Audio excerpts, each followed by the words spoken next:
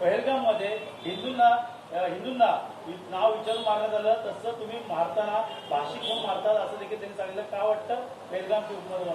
मला वाटतं की आशिष शेलार कालचा मेळावा हा नीट पाहिला नसेल. मला वाटतं की भारताच्या इतिहासात असा मेळावा कधीही कोणीही पाहिला नसेल. काल देशभरातल्या अनेक नेत्यांनी यांच्या बाबतीत ट्विट केलं आणि दोघं भाऊ आपल्या भाषेसाठी एकवटले याच्या बाबतीत दोन्ही भावांचं अभिनंदन हे देशभरातल्या विविध पक्षांनी केलं. आणि आशिष शेलार मला असं वाटतं की पहलगाममध्ये ज्यांनी आमच्या हिंदू लोकांना मारलं त्यांचं काय झालं, त्यांना पकडलं का? त्यांच्या बाबतीमध्ये तुम्ही आतापर्यंत काय केलं? आम्हाला काय पहलगामचे उदाहरणं इथे देत आहे? सरकार नाकामयाब आहे. सरकारने ज्या लोकांचे बळी गेले त्या लोकांच्या कुटुंबांना कुठल्याही प्रकारची राहत दिली नाही. किंबहुना युद्धाचं नाटक करून देशाला युद्धाच्या दारात नेऊन ठेवलं, जगासमोर नामुष्की आणायला लावली. याने आम्हाला पहलगाम वगैरेबद्दल सांगू नये. आणि आम्ही परत सांगतो आणि छाती ठोक सांगतो की महाराष्ट्रात राहायचं असेल तर तुम्हाला मराठी बोलावीच लागेल. आणि जर तुम्ही मराठी बोलणार असाल तर आम्ही तुमचा आदर सत्कार मान पान सगळं करू. पण मराठीच्या बाबतीत एक जरी शब्द तुम्ही वावगं बोलणार असाल तर तुमची गाठ आमच्या मराठ्यांची आहे. आणि याच्या पुढे आमचं आंदोलन मराठीच्या बाबतीतलं अजून तीव्र झालेलं दिसेल. आशिष शेलारसारखी लोक काय बडबड आहेत ती बडबडू दे. ही मतांसाठी आहेत. ज्या वेळेला हे मार खातात त्यावेळेला हा का नसतो? त्यावेळेला हे कुठे असतात? तो यांच्या नादाला लागू नका. भारतीय जनता पक्षाचं पूर्ण राजकारण हे मतांच्या भोवती फिरतंय. त्यांना आता एक कळलं की मराठी माणूस यांच्या पाठीशी उभा राहणार नाही. म्हणून आता त्यांनी त्यांचं पूर्ण लक्ष हे बाहेरनं आलेल्या लोकांकडे वळवलेलं आहे.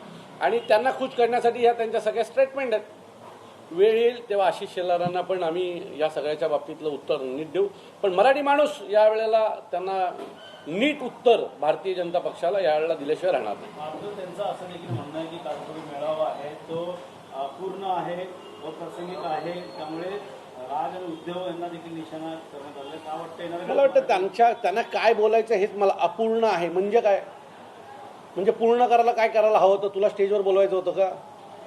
नक्की काय की तुम्हाला यायचं होतं आमच्या स्टेजवर? लपून सगळेजण जी TV बघत होतात, तुम्ही स्टेजवर आला असतात तर ते पूर्ण झालं असतं का?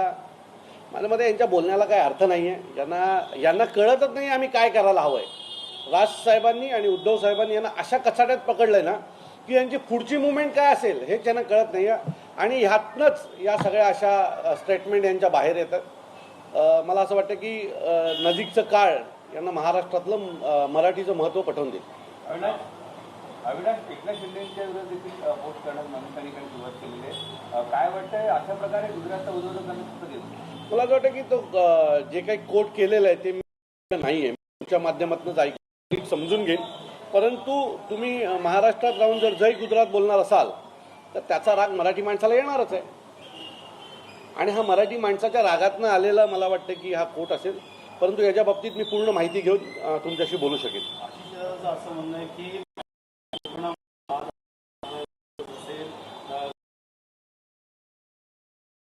असलेल्या काळात काही लोक आले होती, नाव न घेतलं तरी कुठले सोय आणि जिथे नावड्यांना देखील टार्गेट केलेले आहे. अशा प्रकारची भावकी कुठेतरी जुळवाजुळवी करायला असे मी तुम्हाला पुन्हा सांगतो की त्यांनी कोकणाचं उदाहरण दिलं म्हणून सांगतो की कोकणात असं म्हणतात की भावकीच्या नादाला लागायचं नाही. भावकी ज्यावेळेला एक होते त्यावेळेला त्याचा कार्यक्रमच होतो. त्यामुळे आमची भावकी एक झाली आहे. आता तुमचा कार्यक्रम करायची वेळ आमच्याकडनं आलेली आहे असं आम्हाला वाटतं. त्यामुळे आमच्या नादाला लागू नका. जे कोणी आले होते काल तिथे ते मराठी म्हणून आले होते, मराठी प्रेमी म्हणून आले होते.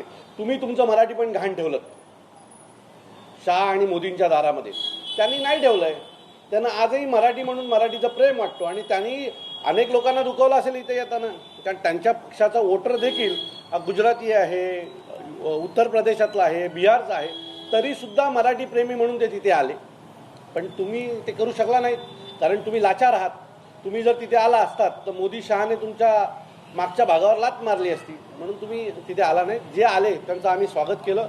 आणि तिथे जेवढी लोक आलेली ती मराठी प्रेमी म्हणून तिथे आली होती. मराठी साहित्यिक असतील, इतर देखील असतील, पक्षाचे लोक काय वाटतं येणाऱ्या काळात अशी देखील मराठीसाठी आणि याचा महायुतीला कुठेतरी मोठा फटका बसेल? मी सांगतो ही जी सुरुवात आहे ही एका मोठ्या वणव्यात रूपांतर घेईल.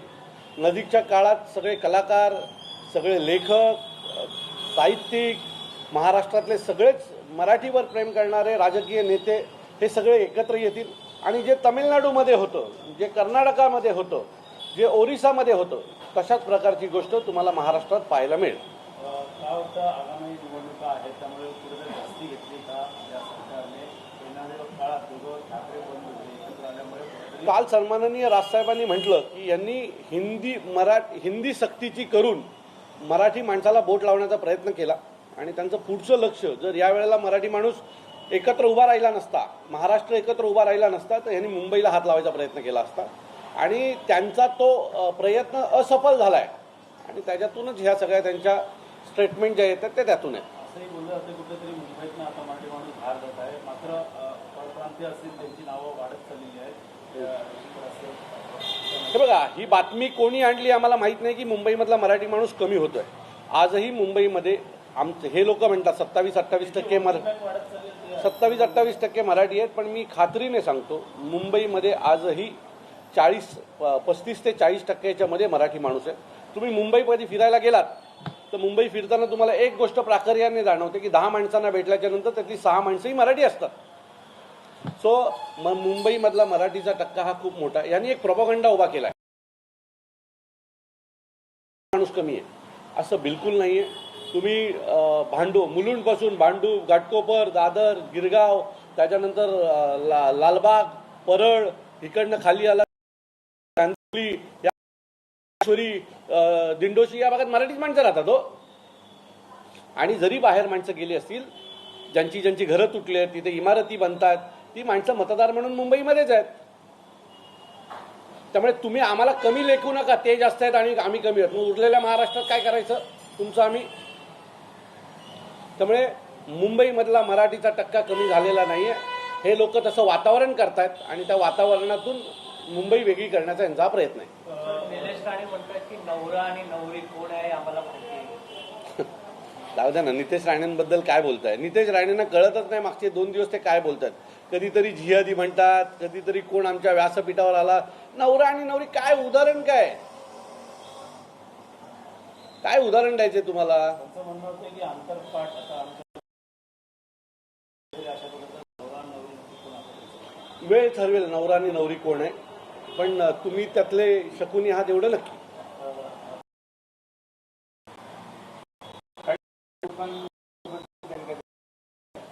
काय वाटतं अशा प्रकारचे विधानातून लक्ष? मला त्यांनी असं म्हटलंय, मला वाटतं की बाळासाहेब असते तर या सगळ्यांना पाहून, कॉम्रेड काल जे कोणी उपस्थित होते त्यांना पाहून बाळासाहेबांना काय वाटलं असतं. तर त्यांना आठवण करून देतो की जॉन फर्नांडिस हे बाळासाहेबांचे अतिशय जवळचे मित्र होते आणि अनेक व्यासपीठ बाळासाहेबांनी आणि त्यांनी एकत्र शेअर केला होता. त्यामुळे अतिशय अपूर्ण बोलायचं म्हणून बडबड करायचं असं नितेश राणेंचं मागच्या काही दिवसापासून सुरू आहे.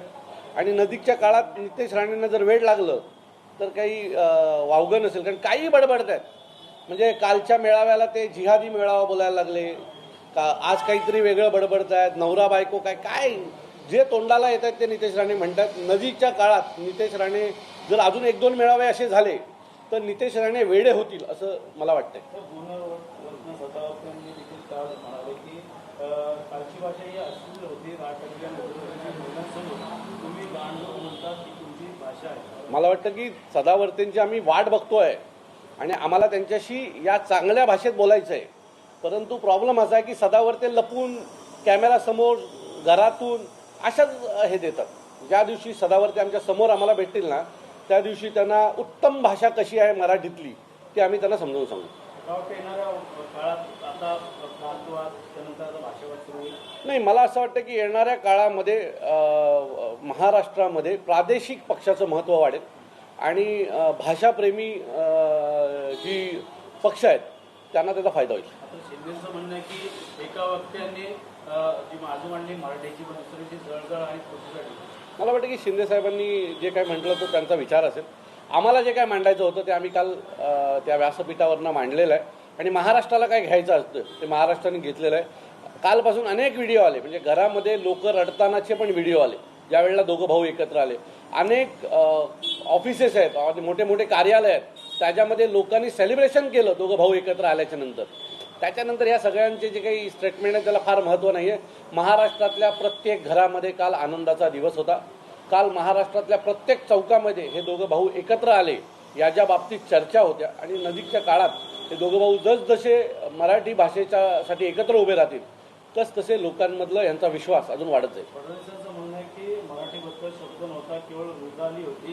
दुसरीकडे संजय राऊत म्हणतात की येणाऱ्या काळात हे कसे लढतील हे बघावं लागेल. मला असं वाटतं की मराठीच्या बाबतीमध्ये राजसाहेबांनी काल म्हटलं की जे बाळासाहेबांना जमलं नाही ते देवेंद्रजींनी केलं, सो आम्ही त्यांचे आभारी आहोत आणि असंच आम्ही एकत्र येण्यासाठी तुम्ही असे निर्णय घेत राहा.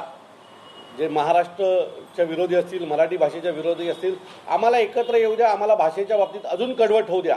यासाठी तुम्हाला जे काही करावं लागेल ते देवेंद्रजींनी करावं. अबू आझमी असतील, काही हिंदी कलाकार असतील, खासदार असतील, ते देखील आता उतरले. त्यांचं म्हणणं की मराठी बोलता येत नाही आणि त्या मारणार का अबू आझमी असं म्हणतात. मराठी बोलता आलं नाही, मराठी बोलता येत नसेल तर ती शिका आणि त्याच्यासाठी पाहिजे तर क्लासेस आम्ही घेऊ. पण मराठीचा तुम्ही आदर करणार नसाल, मराठीचा जर अपमान करणार असाल तर तुमच्या कानशिळ्यातच पडणार, तुम्हाला मार खावत लागेल. मुख्यमंत्री जे स्टॅलिन आहे त्यांनी उद्धव ठाकरे आणि राज ठाकरे यांचं कौतुक देखील केलं. महाराष्ट्र देशभरातल्या अनेक नेत्यांनी दोघा भावांचं कौतुक केलेलं आहे आणि हे कौतुक भाषाप्रेमाच्या बाबतीमध्ये आहे.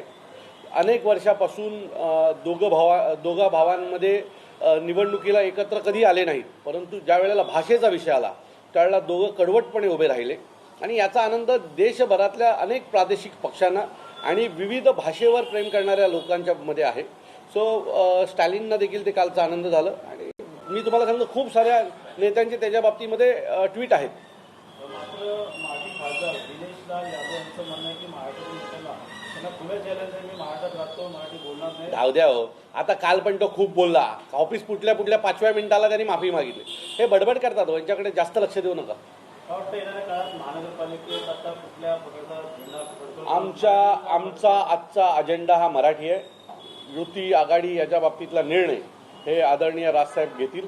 आत्ता ज्याची गरज आहे या महाराष्ट्राला, मराठीला आपल्या मराठीचा अपमान न होणं किंवा मराठीच्या बाबतीत कडवट राहणं, हे काम आम्ही आत्ता दोन्ही पक्ष एकत्र येऊन करू. मीरा भाईंदरमध्ये तुम्ही पुन्हा त्या ठिकाणी जाणार आहे, एक मुलगा निघणार आहे. काय वाटतं कधी पुन्हा महाराष्ट्रात राहून तुम्ही बाहेर न येऊन महाराष्ट्रात जर मोर्चाची भाषा करणार असाल आणि आंदोलनाची भाषा करणार असाल तर तुम्हाला उत्तर आंदोलनाने आणि मोर्चानीच मिळेल. त्यामुळे तुम्ही जे काही 2-3 दिवसापूर्वी जी काही नाटकं केलीत ना, त्याला उत्तर देण्यासाठी मनसेचा 8 तारखेचा मोर्चा आहे आणि त्या मोर्चाला मीरा भाईंदरमधले जवळजवळ सगळे मराठी लोक उपस्थित राहतील. याच्या पुढे मीरा भाईंदरचा म हा मराठीचाच असणार आहे.